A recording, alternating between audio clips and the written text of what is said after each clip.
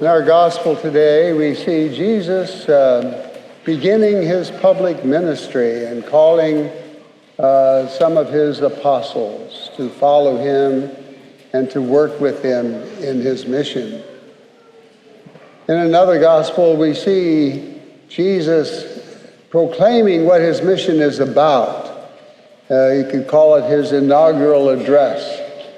He approaches the stand in the synagogue of Capernaum, and he unfolds the scroll to the prophet Isaiah.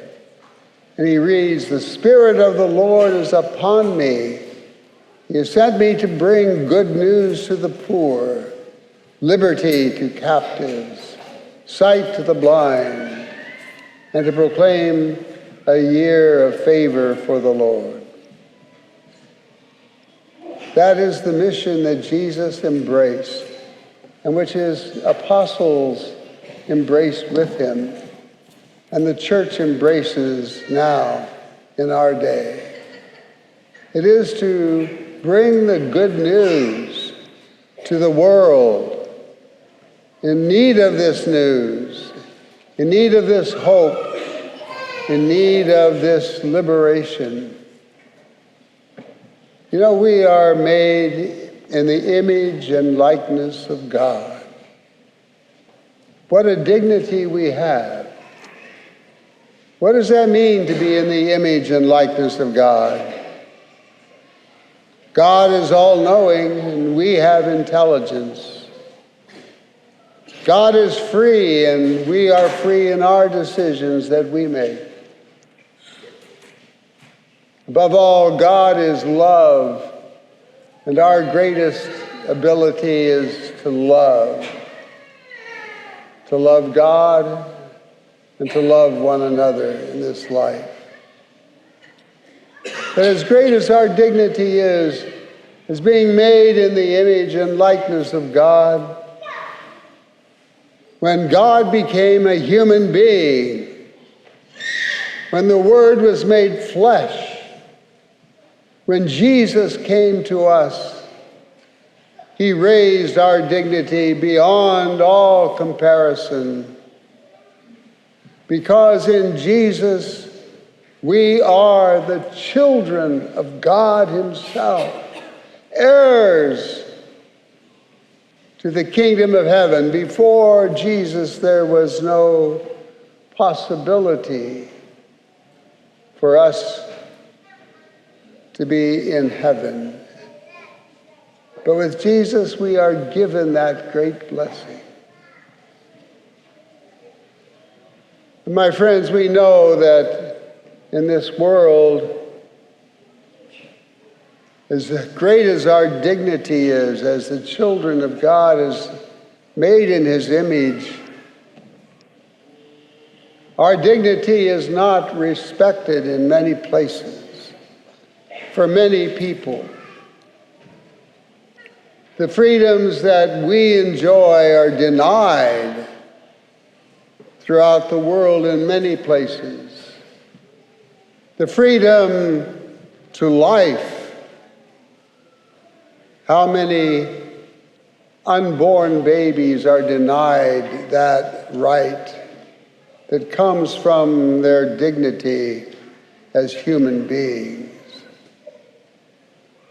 We are given the right to shelter, to food, to adequate medical attention. That comes from our dignity as human beings, as an inalienable right, and yet it is denied to so many people.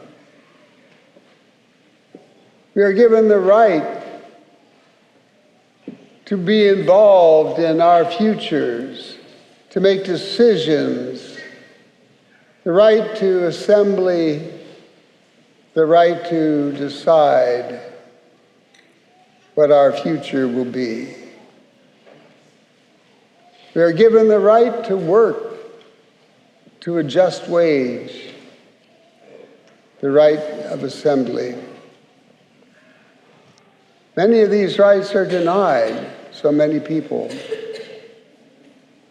But the mission of the church is always to embrace the mission of Christ, because we are the body of Christ.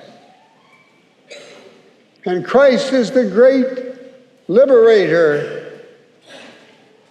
And we are called to continue his mission of liberation, of bringing sight to the blind and freedom to the oppressed. And each one of us, as baptized Christians, is called to participate in this work according to our own circumstances, our own abilities, and even our own interests. But Jesus lives in this world today through you and me.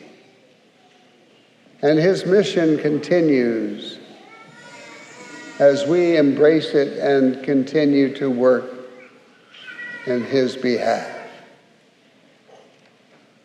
Remember the words of the great prophet Micah.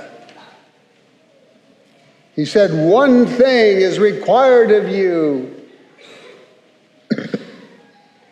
to act justly, to love tenderly, and to walk humbly before your God." I have a little prayer I'd like to share with you. I entitled this prayer, Jesus Liberator. Where is justice? Where compassion?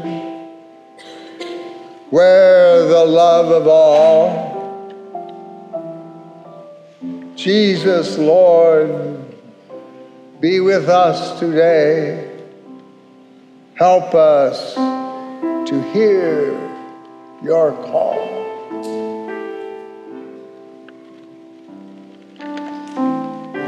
You tell us, Lord, love your neighbor, help the dispossessed.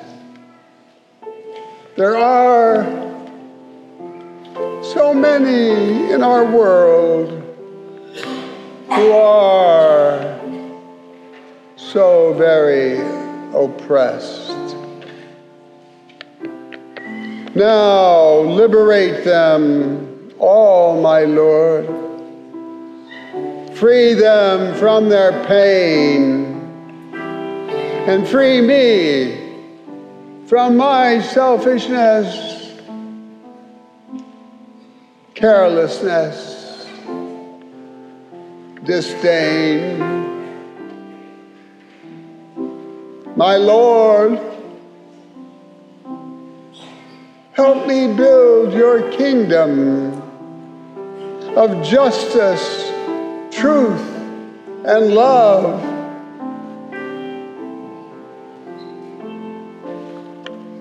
Your kingdom, Lord, where all are one, where you reign above.